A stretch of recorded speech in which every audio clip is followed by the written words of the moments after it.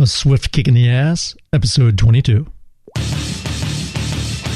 All big changes start with a swift kick in the ass. Join the journey of lifelong friends, John Curran and Tom Stewart, as they make conventional thought bend over and take a boot to the keister. Warning, listeners may notice a force equal to or greater than needed to get your ass moving. A swift kick in the ass. Living life on your terms. Welcome, I'm Tom Stewart, and I'm joined with my lifelong friend, John Curran. And today we're talking about a boot to the ass. Get Started Part 2. The first one we talked about two of our four cornerstones, which is mind and body, and talked about how me and John are going to start trying to get in better shape. I'm going to wake up tomorrow morning at 5 a.m. I have my accountability partner of Jennifer, my wife, who is a CrossFit Nazi, and will definitely wake me up and make sure I'm out of the bed, even though I'm not a morning person. And today we're going to talk about how me and John first started our podcast and the whole reasoning behind it, and how we're trying to use it as an escape. This is down the road from full-time employment in the service of others. It focuses on purpose and potential. John?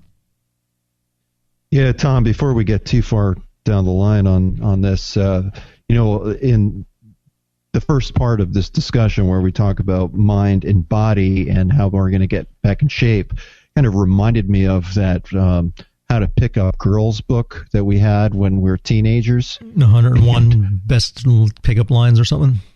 Yeah, I mean, it was terrible. I mean, they never worked for us either. But one of those pickup lines came to mind after that episode, and it was, "If I told you had a nice body, would you hold it against me?" You remember that? Yeah, I'm surprised we didn't get slapped more as a kid. I had a contest once when I was with this guy named Mike Bruno, and this was when we were little kids. We went to the Hollywood Mall. And, I watched like some TV show like Real People the night before, and they were doing surveys, and they were getting, people to answer different things. So I would come up to someone, and I would come up to women coming out of the mall and be like, "This is a survey. We wanted to see if you would give me a kiss." And, to my surprise, this lady gave me a kiss, and I was like, "Whoa, this is cool, man. This is going to work." Didn't work that. She was an 85-year-old woman, Tom. And she gave you tongue. No, she was actually pretty hot. Yeah, she was probably like, young teen. I mean, like a teenage or early 20s, and I was like 12, So to me, that was like, yeah, score, buddy. That's funny, Tom. But that within the same, it keeps getting bigger every time I talk about it. Yeah, but the same week they had a woman gets younger. No, the same week they had a sidewalk sale, and these two Asian chicks walked by, and I was like, oh man, they look hot, and I not smartly reached my hand out and grabbed her butt, right? And she turns around and she goes, "Hey, you!" She starts cussing me out, and then all these two big hippie guys ran up. I guess they were her boyfriends, all stacked with muscles, and I was a little kid, and I'm like, "He did it!" And I pointed to my friend Mike. He's like, "I didn't do it." They went over and they grabbed him by the shirt like they were gonna kick his ass, and it was funny. They never did, but they threatened us. We were scared. So that's a great trip to memory lane. We have so many memories together. I mean, we've known each other all of our life. So people are going to wonder if they want to listen to anything we have to say. Yeah, we should stop talking now. Back to the purpose and potential, Tom. I think way back when we were teenagers, I know that my purpose for wanting to work out was really to develop my body. I was a scrawny little kid. I was a weakling, and working out gave me, built up my muscles and built up my confidence as well, so that when I tried to pull off these pickup lines, if I wouldn't get slapped too hard, or if I did, it wouldn't hurt because I was strong. But we all have a purpose for doing things, and knowing why you're doing something is exceedingly important to helping you reach your goals.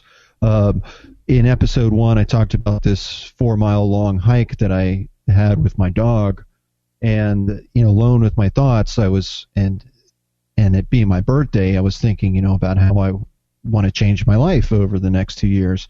And number 1 was to get in better shape. Number 2 was to get better organized. I'm sorry, I'm not trying to make light of this, but when people die, they can't take their things with them. And my father passed away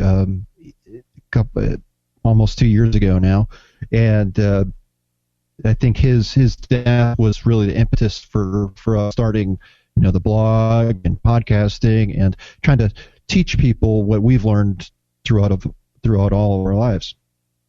But he couldn't take his things with him, and I inherited a lot of that clutter. And even before he died, when he was sick, I was traveling from Virginia down to Florida, picking things up, bringing them back here. My shed was full, my utility closet full. I mean, I don't even know what I have. And all that clutter is weighing me down. They say that a cluttered desk means a cluttered mind. Well, what do they say about a cluttered shed? I mean, I've got tons of crap. I mean, my wife will attest to that. I've got all these projects. I don't really know what I have. So my number 2 goal over the next 2 years is to get better organized. Oh, I thought you were going to say get on an episode of Hoarders. I don't think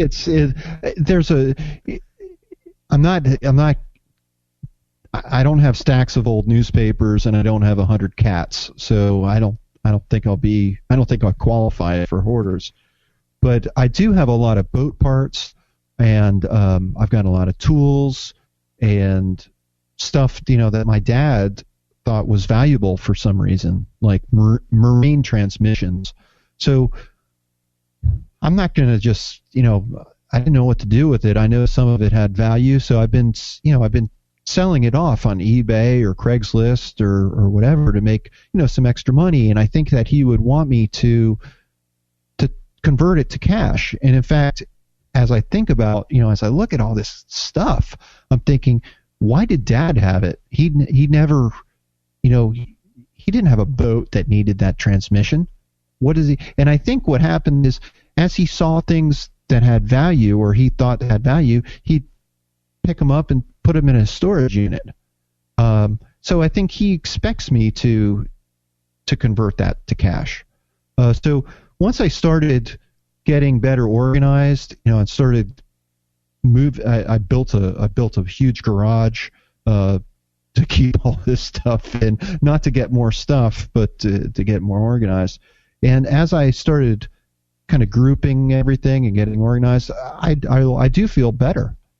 And I'm looking forward to, the next 2 years of getting my boat up and running. I also have a purpose for that, because my dad was cremated and he wanted his ashes spread out at sea.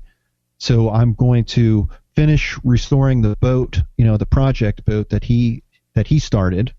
I'm going to finish that off, and then we're going to, go out into the ocean and spread my dad's ashes. So for me, that's a purpose, and that's driving me to get better organized. It's driving me to get my boats operational. I mean, this one project boat that I have, and I know why, and it has special meaning to me. I think a lot of people, if they maybe get turned on to the newest fad, like the paleo diet or reading The Secret. They kind of get pulled into these movements without really having a reason why. Let's just face it, people want change in their life. Not everyone is happy 100% with their life. Nobody is. Everyone has things that they can change.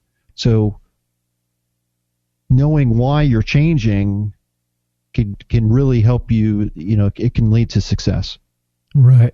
And you talk about movements. I'm going to get to something in that I went to this weekend, and it was created by podcast movement. The creator Jared Easley, who is the host of Starving to Doubts. If anyone's listened to that podcast, it's pretty cool.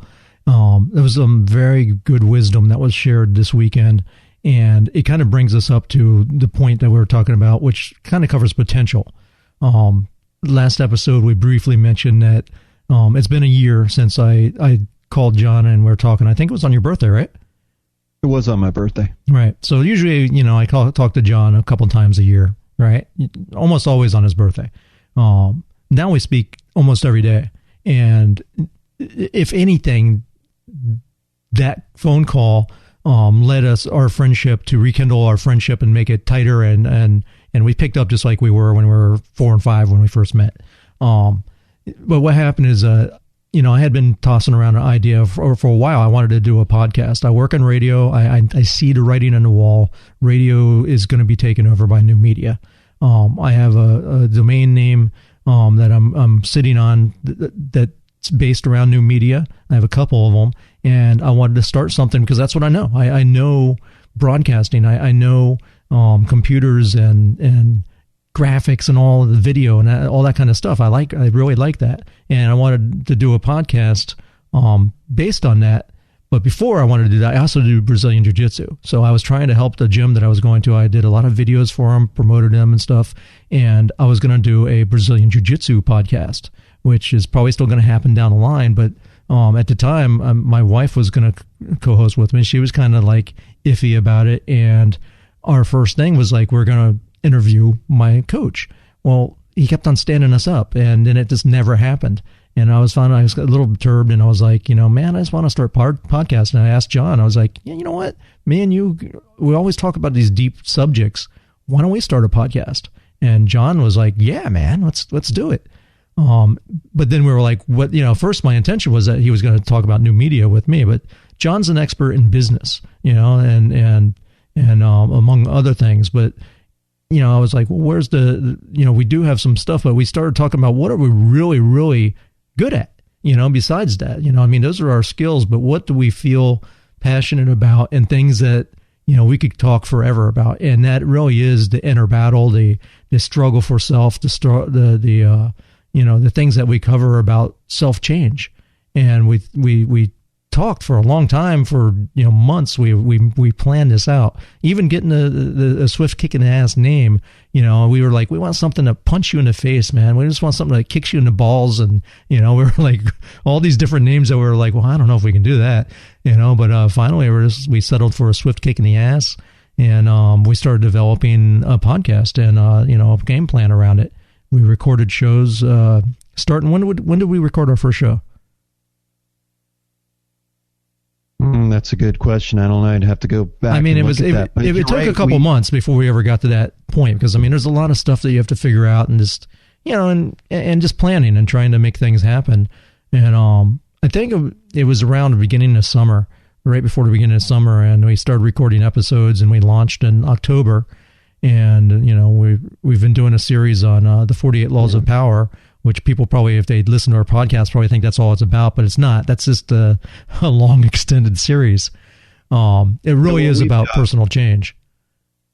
Yeah, we've always been, into personal change and self-help. We've done a lot of reading on the subject, so we have a very deep understanding of it. I think I was introduced to self-help in college when some self-help books were recommended, or actually they were part of the reading requirements for some of the classes I was taking in health science education. But as Tom said, I'm into business. I have an MBA in risk management and insurance, as well as a master's of healthcare administration. So I have a corporate job, and I've been in the industry for over 25 years now. I worked my way through school. And my dad, I worked my way through school so I could follow my own path. My family had a printing business, and my parents expected me to go to college, get my degree, come back to Hollywood, Florida, and take over the printing business. But I was about 2 years into college, and I told my parents, I really appreciate the offer, and I appreciate that you want me to do that, but the printing business is not my thing. I do not want to do that. And I walked into a hospital to get a job so I could support myself through school, and I felt like I was home. I mean, I walked through that door and I could feel it. It was like it was meant to be. And that kind of, got me headed into learning more about healthcare.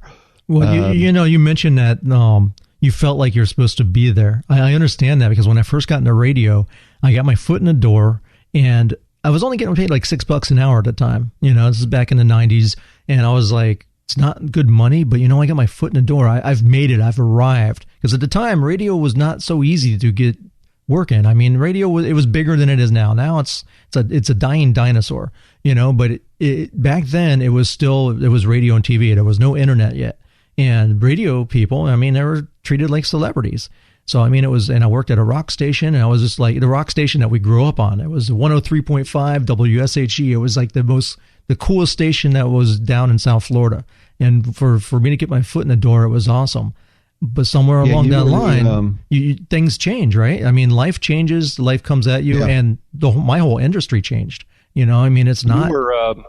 You were renegade of the airwaves. Yeah, I used to have a heavy metal show. Long hair, and I had a partner named Bones who just won an Emmy. I didn't know if you know that, but my radio partner just won an Emmy for sound design on Discovery Latino, Discovery Channel. But it's you're right. Things changed. Like my industry's changed. It's a lot, and I was explaining this to someone that the soul of radio has gone. It's just dead. It's just dying. There's very few good, things out there that make people really want to listen to radio. And I think it's going into podcasting. I see so much innovation and so many creative, things without limitations. That's what podcasting doesn't have. Anyone that's going to stop you from. You can say what you want. You can talk about what you want, and you could be as creative as you want. And I think that's huge, man. That's like going back to the beginning of radio. There was this guy named Gordon McLendon, and this guy, basically, he was one of the creators of Top 40 Radio. Top 40 Radio was actually developed in a bar in Omaha, Nebraska. I think his name was Stores. He came up with the idea of kind of, like a jukebox on the radio. That's how they created it. But Gordon McLendon took that idea and ran with it and created one of the first Top 40 stations. And I think it was in Texas. And then he created like radio networks. Before anyone had radio networks, he took like baseball games and figured out ways to connect them over phone lines and stuff, and built the first radio network. But this guy also, he employed every person that was at the station, even the secretary, to be a news reporter. So anytime they saw something, they would find a payphone and they would call in and give news reports live on the air. They would pot up the phone call, and that secretary would become a newscaster.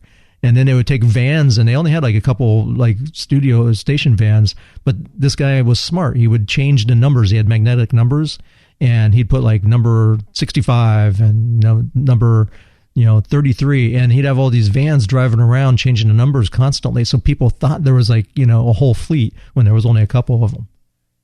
But that's the feeling I get from podcasting right now. I think it's heading for it's like the quote Alex Blumberg, it's the second coming of the golden age of radio, of audio.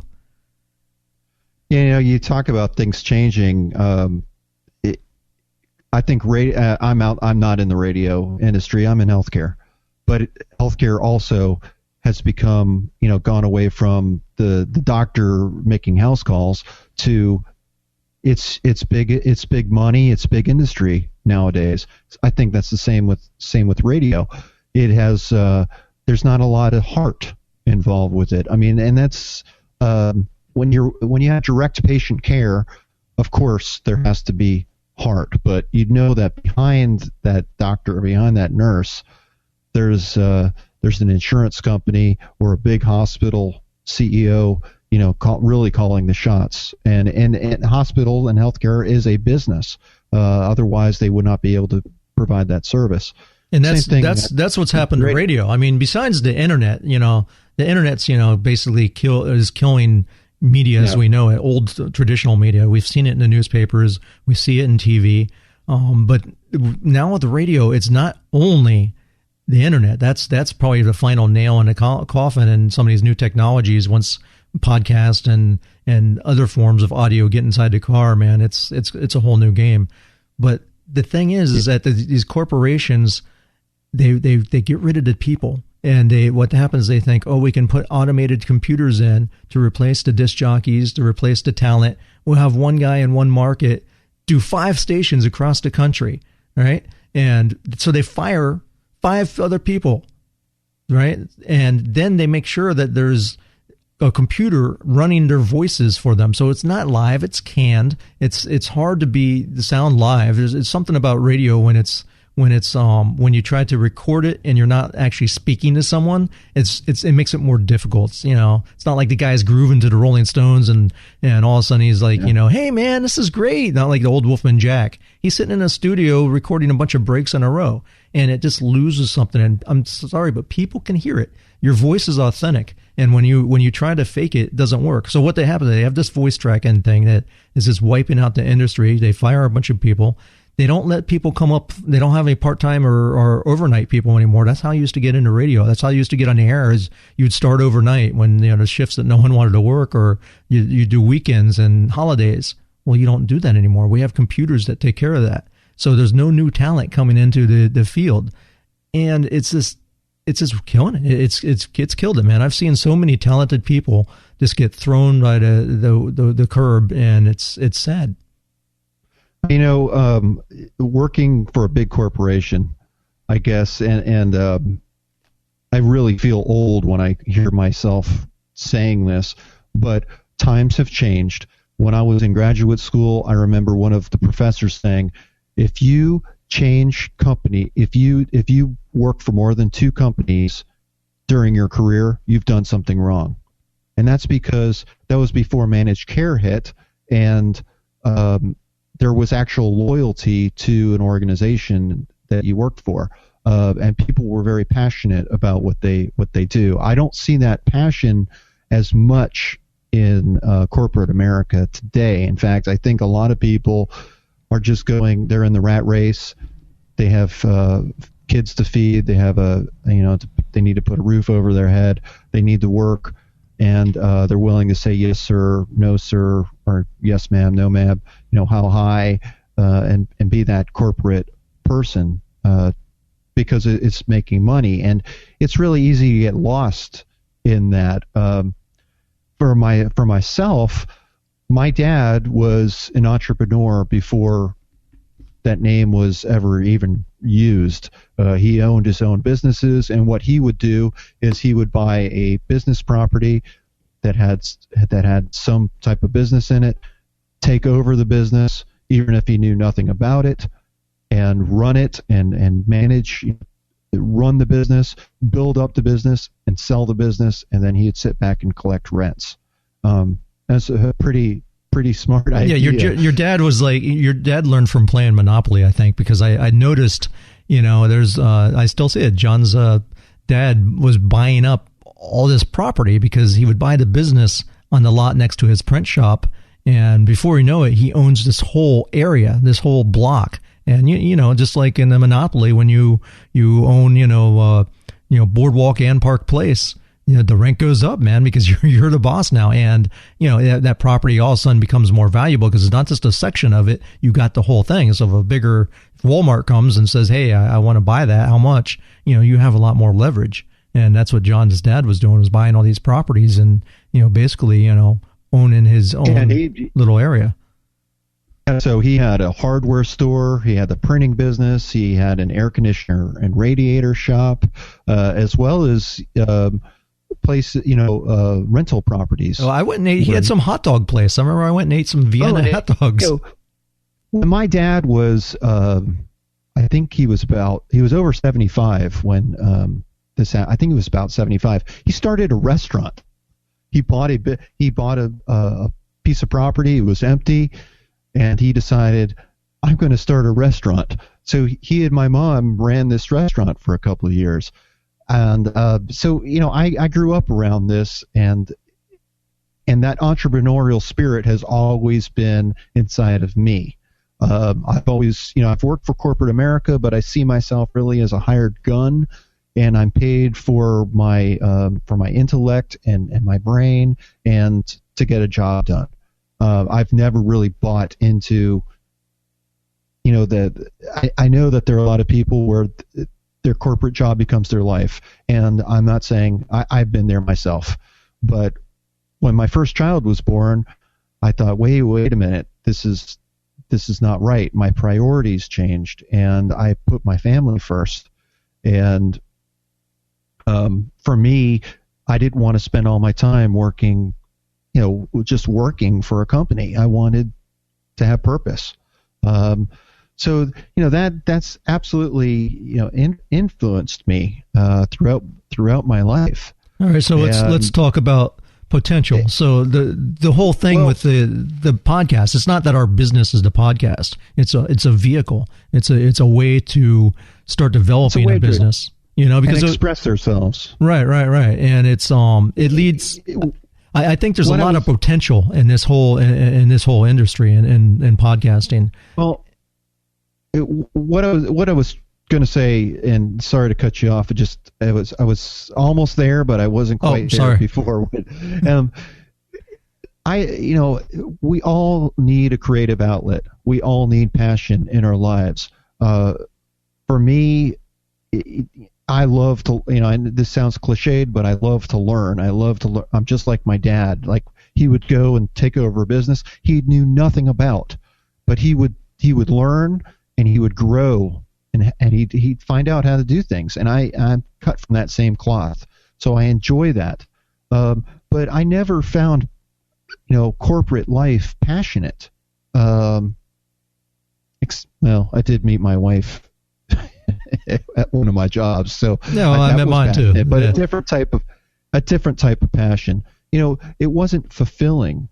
Work was not fulfilling for me. And I think podcasting allows you to have a creative outlet like none other that I've ever seen. I enjoy writing. I obviously enjoy talking. And someday I'll get to my point. It's so funny. If you go on our website, you'll see underneath purpose a quote from Steve Martin from the movie The Jerk. It's hilarious. And I could picture it in my head. He said, I got one. I got a special purpose. And that's he says that after he discovers his weenie. That's a classic, man. So it's important, going back to what we were saying before, it's important to understand why you're doing something. And if you're just going through the routine, you're on the hamster wheel, you're in the rat race, and you want to get out, you can do something about it. You have power to do that, but you need to find that purpose. Getting out of that and doing something different, that in itself is a purpose to change your life, and you can change your life drastically if you put some thought into it. We all have potential to do that. Absolutely. So what I wanted to talk about, John, is some of the stuff in the last episode. I was just trying to zip my lip because you were talking about stuff I had just, topics that they covered at the Podcast Florida event that was organized by Jared Easley and Lou Mongello. Lou is he has the Walt Disney World radio podcast. This guy was a lawyer. He's making a full-time living now doing podcasting, helping people. He's living his passion. He loves Walt Disney World, and he loves sharing that with other people. And he has a whole vibrant community behind him because they resonate with him when they hear him. And that there was a lot of people in that room that were the same way. And one of the guys that was very inspirational, he was the first speaker. I've heard of him before, and you hear different podcasts and you'll check out their websites, and I forget. And I didn't realize until he started speaking. I was like, oh, wait a second. I know who that guy is. He was a high school, and now he's like a full-time blogger. His name's John Milligen, right? And he has a site, Blogging Your Passion. He also has some other he has some podcasts too, but that the main thing is I picture that site, and the things that he was talking about had nothing to do with this cable goes here, this does that, which I didn't want to see anyways. I know all that, what he was talking about, he says everyone has a gift. He says your gift is needed in the world. He says everyone has a message, and everyone's message needed in the world, and only we are, we have only John Curran can bring his specific message, to the world in a specific way. No one else can do that, and that's what you're meant to do. And if you're not living up to sharing and living up to your potential, you're cheating the world other than just yourself. And I think that happens to a lot of people, and I think we feel like we're stuck in a rat race. I know I do. I mean, I seeked out this whole venture with John because I want to live in an RV one day and travel the world like my dad did, and and still be able to work. Unfortunately, my dad didn't have that technology, and he had to eventually come back and buy a business. And but he used to travel around with my mom across the United States, and they were living the life. They had freedom. And that's basically what I seek. I mean, I've speak endlessly on this podcast about, my horrific commute that I have to drive to work every day. And I don't want to kill people, but, talking about it, but it makes me resonate with when I watch like Breaking Bad and all these, shows where guys are just so frustrated. I understand that, man, because I understand how it's to feel. And then you go someplace and you don't even feel like you're, like you're appreciated, and it's like, why am I killing myself and my health to do this day in and day out when there's other alternatives? And I think a lot of it has to do with fear. I mean, obviously I have a family. I can't just jump out, but I'm making a plan, man, just like an escape plan, just, maybe it's a survival plan because I don't know how long radio is going to be around. The radio fires people every other week, it seems like, and everyone's scared. My boss is scared. It's just, it's a whole place of fear. But anyways, this podcast conference was really cool, and he was one of the speakers that I liked, and he also talked about passion, what you love to learn, and he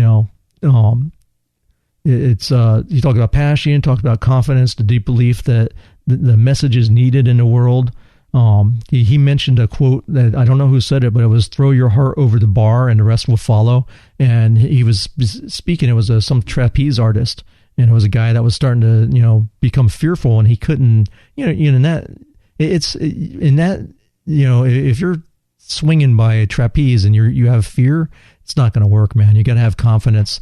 I remember when I was a kid. Remember when I broke my arm, John, jumping ramps in front of in Mark Coleman's house. I broke my arm like really bad, and I used to love racing BMX bikes. And I was one of the fastest kids in the neighborhood, and I had bought this red line BMX bike. That's Brian Lord. Yeah, and he could never catch you. Yeah, we used to lose that poor kid. Sorry. We used to take him on adventures, but no, I broke my arm really bad. I had metal plates put in it, and then I tried BMX racing after I did that. But I could never get over the fear. Every time I came up to a jump when I was racing and there's guys on the side of me, I would hesitate. And that little bit of hesitation caused me to lose the races. I was like, I can't, I never did overcome that. I guess I should have. But, but I realized that's what it was. That fear held me back. And how often does that happen out in corporate America? To whereas, like you said, as we have, we're grown-ups, we're adults, we have families, we have responsibilities, mouths to feed.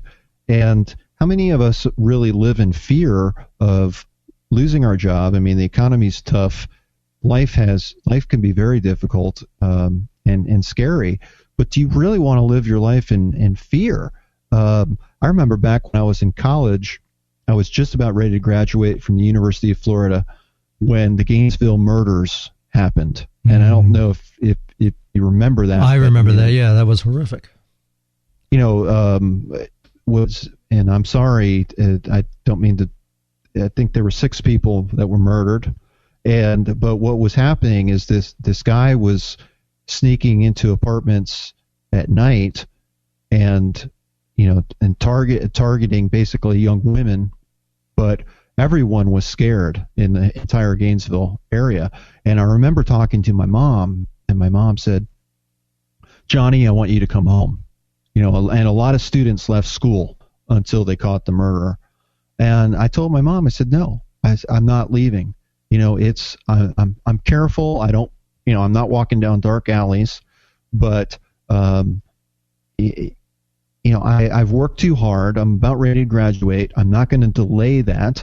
And plus, I was doing an internship at the time that was a paid internship. I was making $5 an hour, and I didn't want to give up my $5 an hour. That guy wasn't run of the mill. Just I killed someone here. That guy was a freaking serial killer. He was posing the bodies and like really whacked out crap. And I worked at the hospital there in Gainesville, so I knew a lot of the people. A lot of the people who had spouses that worked for the police department or the ambulance companies or fire department, and there was a lot of talk going back and forth about these crime scenes and what was going on. It was horrific, and very scary. But at that time, I told myself, if I run from this, if I run from fear now, I'm going to be running from fear the rest of my life. And I just absolutely refused to do that. And that was one of those mile markers in my life that I think back on that changed. It changed my life permanently. And I have always been somewhat fearless. I mean, I almost married the wrong woman. I got two and a half weeks before the wedding, and I called off the wedding. Now, how many people do you know that actually knew they were marrying the wrong woman and went through with it? And I couldn't live with myself doing that. And I've had friends say, "Man, you've got balls of steel," but I don't see it as being, I see it as something normal. You can't live in fear, and if you know something's not right, you need to take steps to make it right, and only you can do that. So stop telling yourself that you can't. Tell yourself that you can, and go for what you want, because life is just too short not to get what you want out of life. Amen. Hallelujah. That seemed to be a consensus with a lot of the discussions that was at the podcast, the Florida podcast. I don't know what you call it, seminar maybe, but it was called Podcast Florida. But it was all based around mindset. That almost everyone had something to talk about, about motivating and getting over the fear, getting not worrying about the sound of your voice or what other people will think. They're like, yeah, you're gonna suck, but you're gonna get better, and you're gonna get, your voice needs to be heard. One of the girls that spoke, which I thought was really cool, was a girl named Nicole Welch. And she's from rapwithnick.com, and she has a podcast called the Real Time, Real Men Only podcast.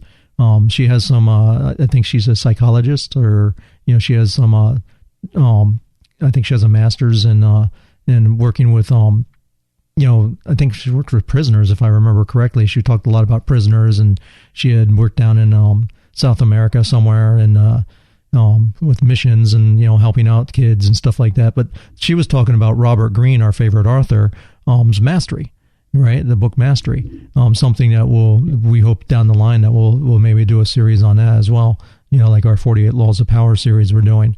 But what she was talking about is a lot of people right now are trying to chase success. And she would say, it's probably more important to chase mastery. You should be going where your heart is, and what, whether you're getting paid or not, that's, you still love to create, you still love to do your purpose. I mean, when you look at Michelangelo and, the great masters, they didn't paint for money. Sure, they made money and stuff like that, but they painted for themselves.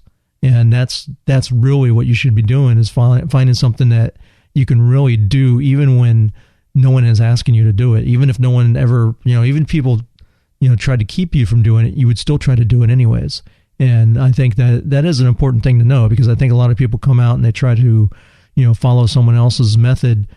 It's not their method. They need to make their own path. They need to find out what's in their true heart. And I resonated with that chick. I thought that her speech was good. I wish I could have connected with her and told her. She was asking if anyone had read Robert Greene's book Mastery, and no one raised their hand. And I was like, well, I know about it. I didn't want to be like, hey, yeah, we do a podcast on Robert Greene. But so I'll send her an email or something. But yeah, I think it was very worthwhile. A lot of people making change, a lot of people, going out on their own and taking that leap of faith. And I think that's what it's about, man, is living a dream and believing in yourself and trying something different. Yeah, and we all have something to offer. No matter your walk of life, I think we can all learn from something from each other. And that's, I think, something beautiful about podcasting is we can go out there, we can express ourselves, and we can learn from each other.